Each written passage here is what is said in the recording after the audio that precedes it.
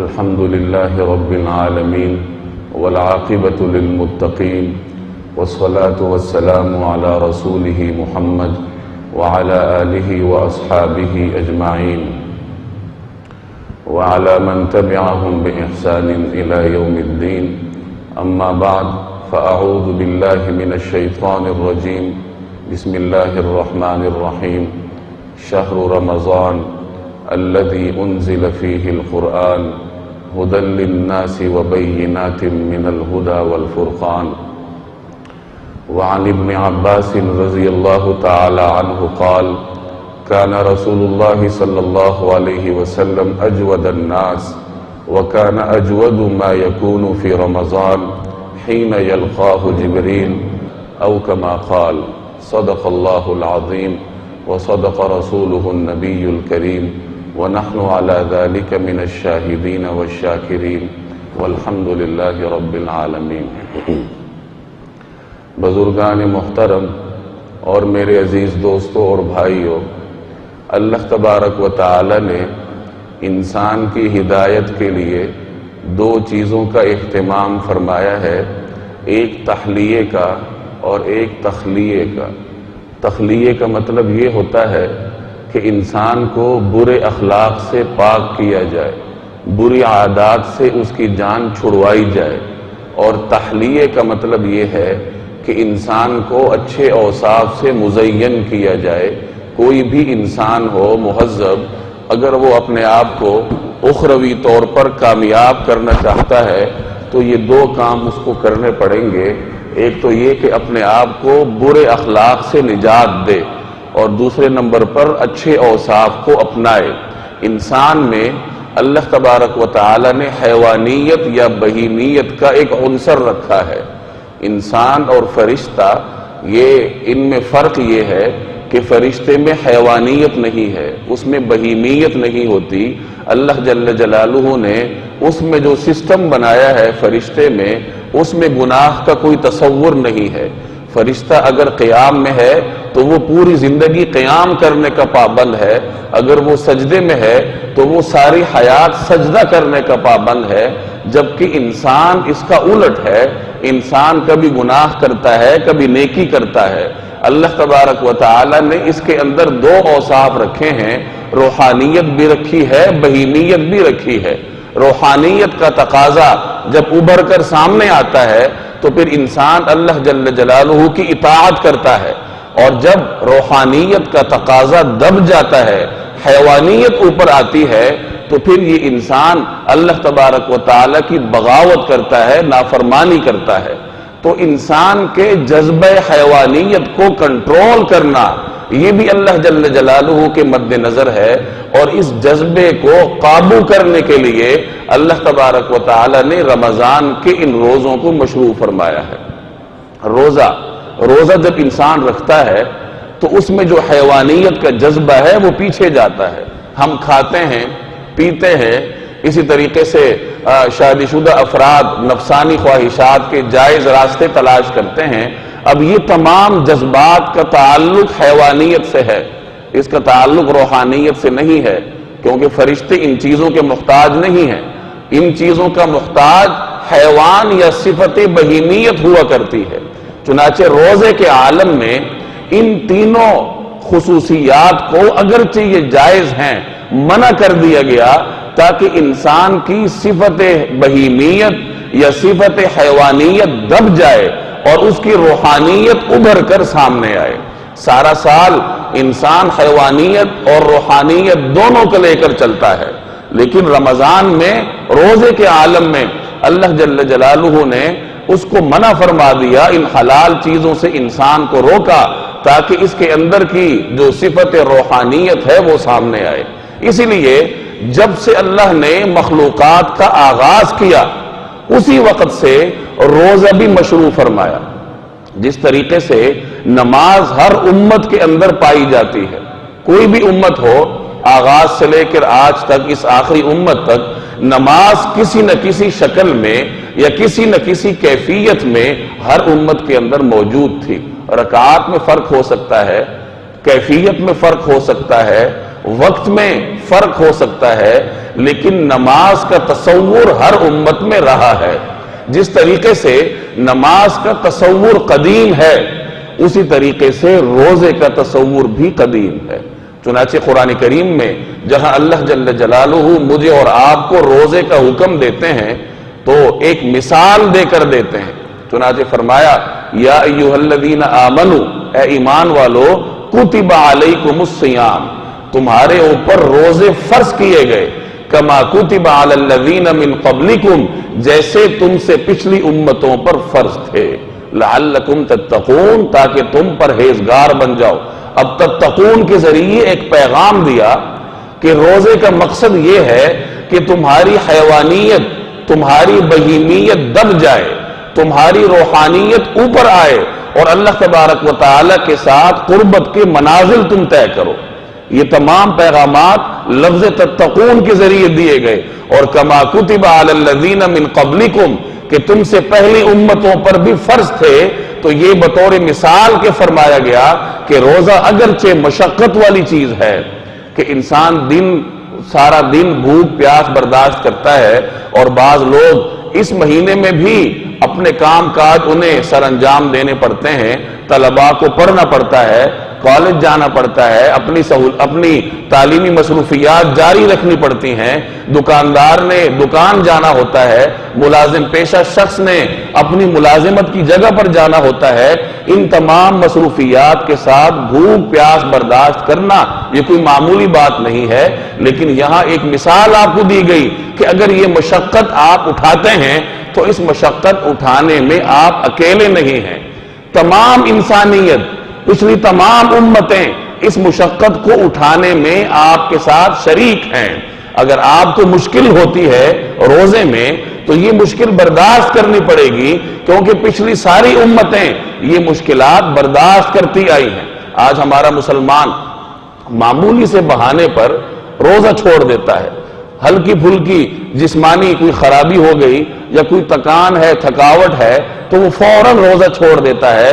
یاد رکھیے ایک روایت کا مفہوم ہے کہ اگر کوئی شخص رمضان کا روزہ بغیر کسی مجبوری کے چھوڑ دے تو وہ ساری عمر روزے رکھ کر اس ایک چھوٹے ہوئے روزے کی قضا نہیں کر سکتا. قانونی طور پر تو ایک روزہ رکھ کر آپ قضا کر لیں گے، لیکن جو رمضان کے ایک روزے کی برکات ہیں وہ آپ ساری عمر روزے رکھتے رہیں تو یہ برکات آپ کو دوبارہ حاصل نہیں ہو سکتی. تو یہ آیت آپ کو مفہوم دے رہی ہے، پیغام دے رہی ہے کہ اس مشقت اٹھانے میں آپ تنہا نہیں ہیں. گزشتہ تمام امتیں اس مشقت کو جھیلتی آئی تھی. صحابہ کرام کھیتوں میں کام کرتے تھے، تپتی ہوئی دھوپ میں، عرب کے ریگزاروں میں وہ کاشتکاریاں کرتے تھے. ان کے پاس ایئر کنڈیشن آفس تھوڑی تھے، یا ان کے پاس اس طریقے سے ٹھنڈی مساجد کہاں تھی. وہ گرمی برداشت کرتے تھے، بھوک پیاس برداشت کرتے تھے، رزق حلال کماتے تھے، عین روزہ رکھ کر تپتے ہوئے سورج کے نیچے محنت مزدوری کرتے تھے. اور ایک صحابی کے بارے میں آتا ہے کہ وہ شام کو گھر آ کر بے ہوش ہو گئے تھے. اس قدر مشقت انہوں نے اٹھائی روزے کی وجہ سے. اور آج انہی صحابہ کرام کا نام لیوا ہٹا کٹا جوان ہوگا لیکن روزہ چھوڑ دے گا. کیوں؟ کالج جانا ہے، دکان جانا ہے، پیپر ہے. یہ تمام وہ چیزیں ہیں جو روزہ چھوڑنے کے لیے رخصت کسی بھی صورت میں نہیں بن سکتی. شریعت نے رخصت دی ہے کہ اگر کوئی دور دراز کے سفر پہ جاتا ہے، شرعی سفر ہے، تو روزہ چھوڑ دے، بعد میں رکھ لے. کوئی بیمار ہے، ڈاکٹر نے اسے کہا ہے کہ اگر تم نے روزہ رکھا تو تمہاری بیماری میں اضافہ ہوگا، تمہارے جسم کو خطرات لاحق ہیں، تو ایسی شدید مجبوری کی وجہ سے شریعت خود رخصت دیتی ہے. شریعت اسلامی ہمیں جمود نہیں ہے، لچک ہے. وہ آپ کے حالات کے اعتبار سے احکامات تبدیل کرتی ہے.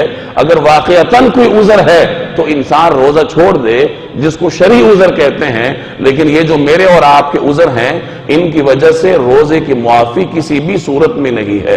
تو خلاصہ یہ نکلا کہ روزے کی عبادت آغاز سے تھی. چنانچہ بعض روایات میں آتا ہے، اگر سے وہ کوئی قابل اعتماد نہیں ہے لیکن معلومات کے لیے بیان کی جا سکتی ہیں، کہ حضرت آدم علیہ السلام 3 روزے رکھا کرتے تھے. 13، 14 اور 15 ہر مہینے کی یہ جو ایام بیز ہیں ہماری امت میں مسنون ہیں، لیکن ان کے ہاں یہ 3 روزے بطور فرض کے تھے. حضرت نوح علیہ السلام کی امت میں بغاوت کا عنصر زیادہ تھا، یا آپ یوں سمجھ لیجئے کہ وہ سرکشی میں آگے بڑھے ہوئے تھے، ان کے اندر حیوانیت اور بہیمیت کا عنصر زیادہ تھا، لہٰذا ان کے لیے روزے پورے سال کے تھے، کہ چونکہ حیوانیت کو دبانا ہے، بہیمیت کے عنصر کو دبا کر روحانیت کو اوپر لانا ہے، اور ان کی بہیمیت زیادہ تو ان کے لیے روزے بھی زیادہ۔ حضرت داؤد علیہ السلام ایک دن روزہ رکھتے تھے اور ایک دن افطار کرتے تھے۔ حضرت عیسیٰ علیہ السلام 2 دن روزہ رکھتے تھے اور تیسرے دن افطار کرتے تھے۔ یہودیوں کے بارے میں ان کی شریعت میں 40 روزوں کا بھی تذکرہ ملتا ہے، عیسائیوں کی شریعت میں 30 روزوں کا بھی تذکرہ بعض کتابوں میں موجود ہے۔ تو آپ کسی بھی امت کی تاریخ کو پڑھ جائیے یا کسی بھی پیغمبر کے حالات کو پڑھیے، آپ کو ہر پیغمبر کی امت میں روزے کا تصور ملے گا۔ تو یہ اتنے مبارک عمل ہے، جیسے نماز ویسے روزہ، جیسے نماز قدیم ویسے روزہ قدیم۔ تو یہ رمضان کا مہینہ، اس کو معمولی مت سمجھیے، اس روزے کو، اس کی اہمیت کو کم نہ کیجیے۔ چنانچہ بعض اسلاف کے بارے میں آتا ہے کہ ان کا پورا سال رمضان کے گرد گھومتا تھا۔ رمضان کے بعد کے جو 6 مہینے ہیں ان میں وہ رمضان کی عبادات قبول کرنے کی دعائیں کرتے تھے، اور جو اگلے 6 مہینے ہیں اس میں اگلا رمضان آنے کی دعائیں کرتے تھے۔ تو اپنے پورے سال کی دعاؤں میں رمضان کو مرکزی حیثیت حاصل تھی، اور غالباً حضرت مجدد الفسانی رحمہ اللہ کی طرف منسوب ہے کہ جو شخص اپنا رمضان منضبط گزار لے، ایک ڈسپلن کے تحت گزارے، نظم و ضبط کے ساتھ گزارے، تو اللہ تبارک و تعالی اس کا پورا سال منضبط گزرواتے ہیں۔ اور اگر کسی شخص نے اس رمضان کو حالت انتشار میں گزارا، کوئی ڈسپلن نہیں ہے، کوئی نظم و ضبط نہیں ہے، تو اس کا پورا سال انتشار میں گزرتا ہے۔ گویا کہ ایک مسلمان کے لیے جو سال کے دائرے کا مرکز ہے وہ رمضان ہے۔ رمضان جیسے گزارو گے، اطاعت میں گزارو گے، ڈسپلن میں گزارو گے، نظم و ضبط میں بسر کرو گے، تو پورے سال میں برکت ہوگی۔ اور اگر یہ مہینہ بغیر کسی پالیسی کے یا بغیر سوچے سمجھے جیسے تیسے گزار دیا تو پورا سال انسان کا بے برکتی میں گزرتا ہے۔ نبی کریم صلی اللہ علیہ وسلم کے رمضان کے بارے میں ایک روایت میں آتا ہے 2 چیزیں نمایاں ہیں۔ حضرت ابن عباس رضی اللہ تعالی عنہ کی یہ روایت ہے کہ کان رسول اللہ صلی اللہ علیہ وسلم اجود الناس، کہ نبی کریم صلی اللہ علیہ وسلم لوگوں میں سب سے زیادہ سخی تھے۔ آپ کی سخاوت پر تو مستقل روایات ہیں کہ کان رسول اللہ صلی اللہ علیہ وسلم اجود الناس واشجع الناس، کہ نبی کریم صلی اللہ علیہ وسلم لوگوں میں سب سے زیادہ سخی بھی تھے، لوگوں میں سب سے زیادہ شجاع اور دلیر بھی تھے۔ تو سخاوت تو سارا سال چلتی تھی، لیکن رمضان کے مہینے میں نبی کریم صلی اللہ علیہ وسلم کی سخاوت بڑھ جایا کرتی تھی۔ چنانچہ اس روایت کا مفہوم ہے کہ آپ صلی اللہ علیہ وسلم لوگوں میں سب سے زیادہ سخی تھے، لیکن رمضان کے دنوں میں جب جبرائیل کی آپ سے ملاقات ہوا کرتی تھی تو آپ صلی اللہ علیہ وسلم کا جود اور کرم یا آپ علیہ الصلوات والتسلیمات کی سخاوت انتہائی زیادہ ہوا کرتی تھی۔ اور اس صحابی نے نبی کریم صلی اللہ علیہ وسلم کی سخاوت کو بیان کرنے کے لیے جو الفاظ استعمال کیے وہ تیز چلتی ہوئی ہوا کے الفاظ استعمال کیے، کہ حضور علیہ السلام کی سخاوت رمضان کے مہینے میں ایسے ہوتی تھی جیسے تیز چلتی ہوئی ہوا ہے، کہ ویسے تو ہوا کبھی چلتی ہے کبھی رک جاتی ہے، لیکن جو تیز چلتی ہوئی ہوا ہے اس میں رکنے کا سوال ہی نہیں پیدا ہوتا۔ تو آپ صلی اللہ علیہ وسلم رمضان المبارک میں آپ علیہ السلام کی سخاوت، آپ کا جود، آپ کا کرم، لوگوں کو دینا، یہ عروج پر پہنچا کرتا تھا۔ صدقہ ویسے بھی بڑی عظیم عبادت ہے۔ صدقے کے ذریعے انسان مصیبتوں سے بچتا ہے، گھر میں برکت آتی ہے، کوئی بیماری آنی ہے صدقے کی وجہ سے ٹل گئی، انسان سے بلائیں ختم ہوتی ہیں، فتنوں سے انسان محفوظ ہوتا ہے، اور صدقے کے ذریعے انسان اللہ کے قریب جاتا ہے، مال میں برکت ہوتی ہے۔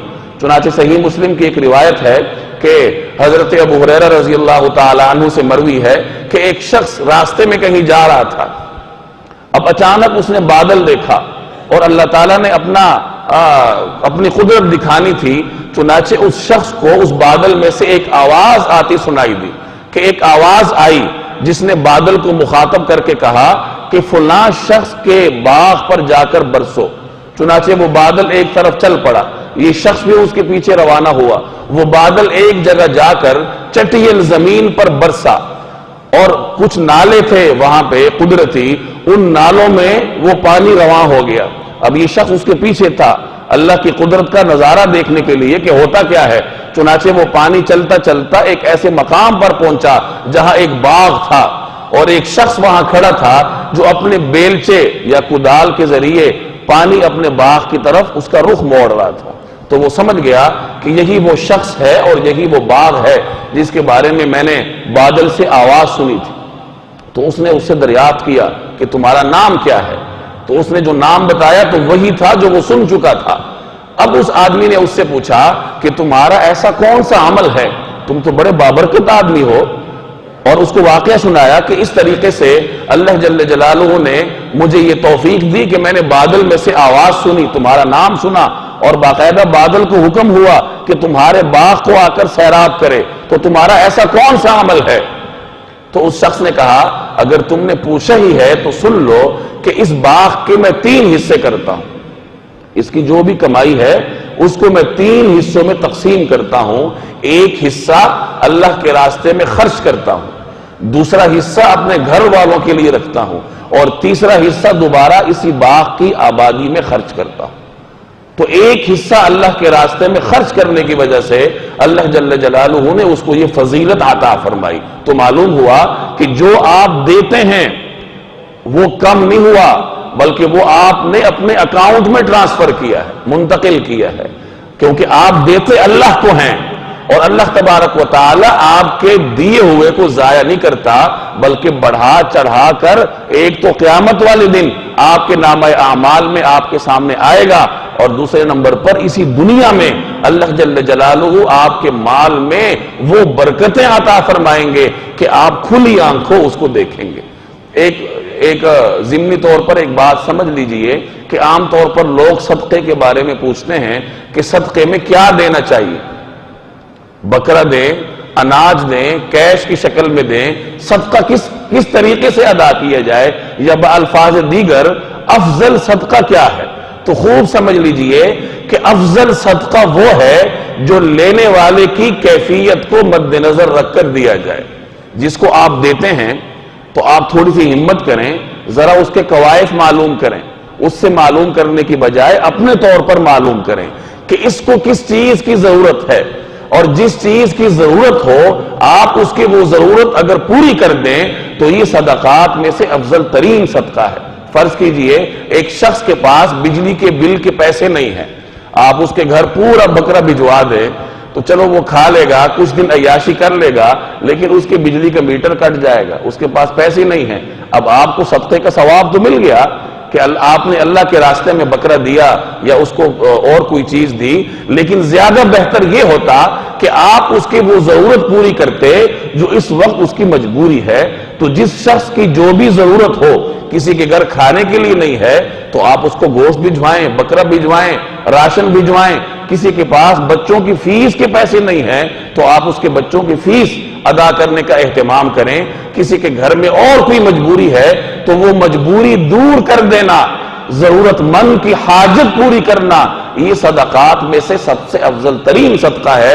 تو رمضان کی ان دنوں میں نبی کریم صلی اللہ علیہ وسلم کی یہ نمایاں سنت ہے کہ آپ صلی اللہ علیہ وسلم کا جود اور سخا، آپ کا عطا، آپ کا دینا یہ تیز چلتی ہوئی ہواؤں کی مانند ہوتا تھا۔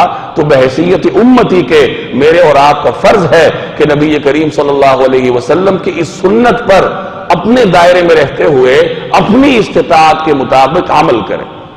اور اسی روایت میں نبی کریم صلی اللہ علیہ وسلم کے رمضان کے حوالے سے جو دوسری بات مذکور ہے وہ یہ ہے کہ حضرت جبرائیل نبی کریم صلی اللہ علیہ وسلم سے رمضان کے دنوں میں روزانہ ملتے تھے، فَيُدَارِسُهُ الْقُرْآنِ، اور نبی کریم صلی اللہ علیہ وسلم ان کے ساتھ قرآن کریم کا دور کرتے تھے۔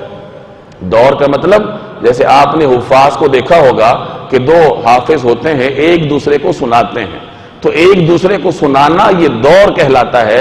نبی کریم صلی اللہ علیہ وسلم رمضان کے مبارک دنوں میں حضرت جبرائیل کے ساتھ قرآن کریم کا دور کرتے تھے کہ ایک مرتبہ آپ صلی اللہ علیہ وسلم سنا رہے اور دوسری مرتبہ حضرت جبرائیل سنا رہے، تو معلوم ہوا کہ رمضان کے دنوں میں قرآن کریم پڑھنا پڑھانا، قرآن کریم کی تلاوت کرنا، اس کو سمجھنا، یہ رمضان کا دوسرا اہم وصف ہے جو نبی کریم صلی اللہ علیہ وسلم کی سیرت سے بھی آپ کو معلوم ہوتا ہے۔ رمضان کو ویسے بھی قرآن کریم کے ساتھ ایک خاص نسبت ہے۔ شہر رمضان الذی انزل فیہ القرآن، رمضان کا مہینہ وہ مہینہ ہے جس کو اللہ تبارک و تعالی نے قرآن کریم کو نازل کرنے کے لیے منتخب فرمایا۔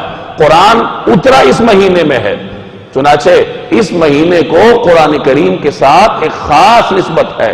اللہ جل جلالہ نے جو تراویح کو مشروع فرمایا، نبی کریم صلی اللہ علیہ وسلم کی سنت کے ذریعے ان تراویح کی مشروعیت کا بنیادی مقصد بھی یہ ہے کہ ایک مسلمان عام دنوں کے مقابلے میں رمضان کے مہینے میں قرآن کریم زیادہ سنے اور سنائے۔ تراویح کو ہم معمولی سمجھتے ہیں، لوگ اس کا کوئی خاص اہتمام نہیں کرتے، اگر جائیں بھی تو 2-4-5 رکعتیں پڑھ کے واپس چلے جاتے ہیں۔ تراویح کی عبادت کوئی معمولی عبادت نہیں ہے، اس کے بے شمار فضائل ہیں۔ چنانچہ الترغیب و ترہیب میں ایک روایت ہے کہ تراویح کے ایک سجدے پر اللہ تبارک و تعالی 1500 نیکیاں عطا فرماتے ہیں۔ ایک سجدے پر 1500 نیکیاں، اور تراویح میں 40 سجدے ہوتے ہیں۔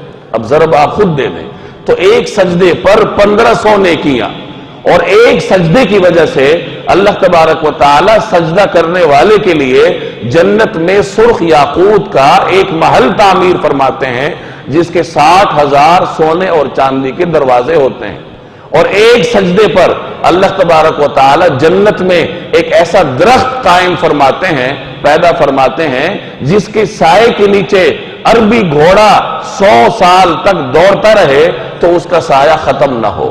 اتنے بڑے بڑے انعامات، اتنا بڑا فضل، اتنا بڑا کرم اللہ تبارک و تعالی کا اس تراویح کی وجہ سے آپ کی طرف متوجہ ہوتا ہے۔ لیکن آج ہماری بدقسمتی ہے کہ تمام سہولیات کے ہوتے ہوئے بھی مسلمان تراویح نہیں پڑھتا۔ اب تو مسجدیں ٹھنڈی ہیں، اب تو یہ صورتحال ہے کہ شاید جو سہولیات ہم اپنے گھروں میں نہیں پاتے وہ سہولیات اللہ تبارک و تعالی ہمیں مسجد میں نصیب فرما دیتا ہے۔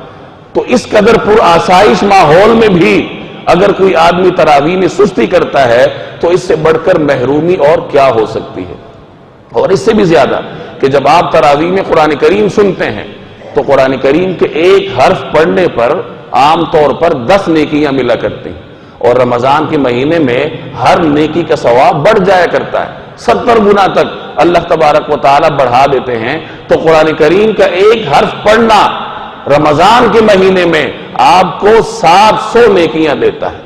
یہ تو جب آپ قرآن عام حالات میں پڑھتے ہیں روزہ رکھ کر رمضان میں، اور اگر یہی حرف آپ نماز کے عالم میں پڑھیں یا نماز کے عالم میں سنیں تو 700 کی بجائے آپ اس کو 2-4 گنا اور بڑھا دیں۔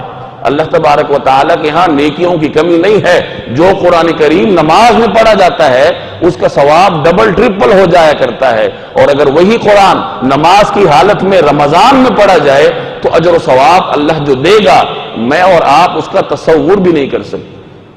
سنن ترمذی کی ایک روایت ہے کہ من کان مع الامام حتی ینصرف کتب له قیام اللیلہ، کہ جو شخص امام کے ساتھ تراویح میں قیام اللیل میں شریک ہو جائے اور امام کے ساتھ اختتام کرے تو اللہ تبارک و تعالی پوری رات کے قیام کا ثواب اس کے لیے لکھ دیتے ہیں۔ یہ برکت آپ کو جب حاصل ہوگی جب آپ مسجد میں امام کے ساتھ نیت باندھیں اور امام کے ساتھ سلام پھیریں۔ جب امام تراویح پڑھا کے فارغ ہو اس وقت آپ بھی فارغ ہوں تو اللہ تبارک و تعالی پوری رات کے نوافل کا قیام کا ثواب مفت میں آپ کے نامہ اعمال میں لکھ دیتا ہے۔ اب اگر 2-4-5-6 رکعت پڑھ کر ہم چلے جائیں تو ان 2-4 کا ثواب تو مل جائے گا، لیکن باقی تراویح کے ثواب سے محرومی، اور جو پوری رات کا ثواب اللہ نے مفت میں ہمیں دینا تھا انسان اس سے بھی محروم ہو جاتا ہے۔ اور یہ محرومی یہ صرف اور صرف ہمارے دلوں کی سختی کی وجہ سے. چنانچہ ایک روایت میں آتا ہے، مشہور روایت ہے، کہ جو آدمی امام کے پیچھے ہو فقراءۃ الامام لہو قراءۃ، تو امام کی قراءت اس کی طرف سے بھی قراءت ہوتی ہے. اب اس حدیث کی بنیاد پر لوگ مسلکی مباحث چھیڑتے ہیں، اختلافات.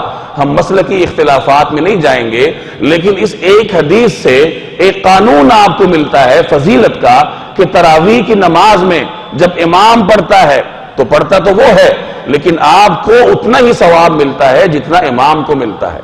اب یہ عام لوگوں کے لیے اس سے بڑھ کر خوشخبری نہیں ہو سکتی، کیونکہ عام طور پر عوام چونکہ حروف درست نہیں ہوتے، تجوید کے قواعد سے واقف نہیں ہوتے، تو وہ اس طریقے سے نہیں پڑھ سکتے جس طریقے سے عام طور پر تجوید کے ماہر لوگ پڑھتے ہیں. اور ظاہر ہے کہ جب آپ تجویدی قواعد کے مطابق پڑھیں گے اس کا ثواب کچھ اور ہوگا، تجوید کے بغیر پڑھیں گے تو ثواب کم ہو جائے گا. تو اگر ہمیں تجوید نہیں آتی، رمضان میں ہم تجوید کے ساتھ قرآن نہیں پڑھ سکتے، تو اول تو اس کمزوری کو دور کیا جائے، اور دوسرے نمبر پر امام کے پیچھے نماز پڑھنے کو، تراویح پڑھنے کو اپنا معمول بنائیں، کہ جب امام 30 رکعت 30 پارے قرآن کریم کی پڑھے گا تو جتنا ثواب اس کو ملتا ہے اسی قدر ثواب اللہ تبارک و تعالی آپ کو بھی مفت میں عطا فرماتے ہیں. یہ اللہ تبارک و تعالی کے رحمتوں کا فیضان ہے جو رمضان میں برستا ہے. اللہ اس مہینے میں سخی ہے آپ پر رحمتیں برسانے میں. نبی کریم صلی اللہ علیہ وسلم کی سخاوت اس مہینے میں بڑھ جایا کرتی تھی. تو ایک مسلمان کو جو حضور علیہ السلام کا امتی ہے، اللہ تبارک و تعالی کا بندہ ہے، اس کو بھی یہ چاہیے کہ رمضان کے مہینے میں اپنی عبادات کو بڑھائے، اپنی سخاوت کو بڑھائے. اور سخاوت صرف کیش کی شکل میں نہیں ہوتی، سخاوت یہ بھی ہے کہ آپ مخلوق کی خدمت کریں، یہ بھی سخاوت ہے. مختلف روایات میں مسکراہٹ کو صدقہ کہا گیا، کسی کا سامان اٹھانے میں اس کی مدد کرنا، اس کو بھی صدقے سے تعبیر کیا گیا. راستے سے کوئی تکلیف دہ چیز ہٹا لینا، اس کو بھی صدقے سے تعبیر کیا گیا. تو ایک مسلمان کو تکلیف سے بچانا یا ایک مسلمان کو راحت پہنچانا، نبی کریم صلی اللہ علیہ وسلم نے اس کو بھی صدقہ کہا ہے. تو یہ میدان بھی آپ کے لیے کھلا ہے کہ دوسرے مسلمانوں کا خیال رکھیں، ان کی خدمت کریں، محلے میں پڑوسیوں کی، بیواؤں کی، یتیموں کی اور مختلف لوگوں کی خدمت کر کے اس رمضان میں ایک مشق کریں، تاکہ اللہ تبارک و تعالی پورا سال مجھے اور آپ کو ان اعمال کی توفیق دے. تو خلاصہ یہ ہے کہ اس مہینے کو ضائع نہ کریں، نہ جانے دوبارہ یہ مہینہ اللہ نے میرے اور آپ کی قسمت میں لکھا ہے یا نہیں. اس مہینے کو اس طریقے سے گزاریں کہ ایک تو مخلوق کی خدمت ہو، مالی بھی اور جانی بھی، اور دوسرے نمبر پر قرآن کریم کے ساتھ اپنا رشتہ مضبوط کریں، اس کی تلاوت کا معمول بنائیں، اس کو سمجھنے کی کوشش کریں، اس کا خلاصہ اخذ کریں، اپنے پاس تحریر کریں، اور تراویح کی نماز کا خاص طور پر اس کا اہتمام کیا جائے، تاکہ اللہ تبارک و تعالی اس مہینے میں برسنے والی رحمتیں ہمیں بھی اس سے فیضیاب فرمائے. اللہ تبارک و تعالی مجھے اور آپ کو عمل کی توفیق دے. وما علینا الا البلاغ المبین.